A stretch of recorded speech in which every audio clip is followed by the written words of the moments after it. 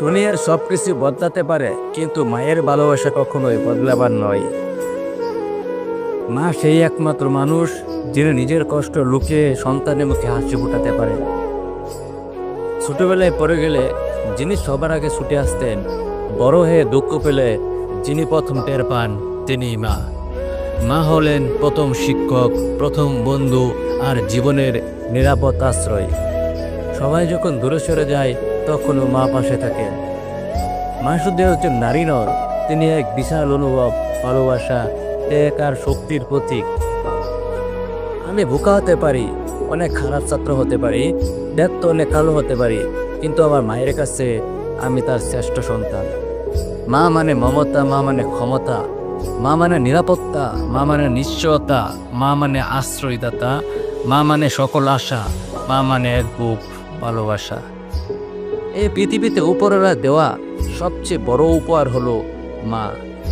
ভালোবাসতে সবাই পারে, তবে মায়ের মতো কেউ ভালোবাসতে পারে না। এটা কঠিন সত্য কি জানো? প্রত্যেক শিক্ষার্থীর সফলতার পেছনে তার মায়ের বকা জাতা জুতা থাকতেই হবে। আপনি যতই বড় হন না কেন, আপনার স্বর্গ আপনার মায়ের কোলে। পৃথিবীর সবচেয়ে শান্তির জায়গা হলো আপনার মায়ের কোল। এই পৃথিবীতে মা ছাড়া পুরো দুনিয়াটাই অন্ধকার। তাই যাদের কাছে মা আছে তারা খুবই ভাগ্যবান। খাবার খেয়ে মায়ের আঁচলে মুখ মুছার মতো শান্তি এই পৃথিবীতে আর কোনো কিছুতে পাওয়া যায় না। ক্ষুধার্ত সন্তানের কান্না একজন মায়ের কাছে করোনা ভাইরাসের চেয়েও বেশি কষ্টদায়ক। আমি গরিব হয়েও পৃথিবীর শ্রেষ্ঠ ধনী, কারণ আমার কাছে পৃথিবীর শ্রেষ্ঠ সম্পদ আমার মা আছেন।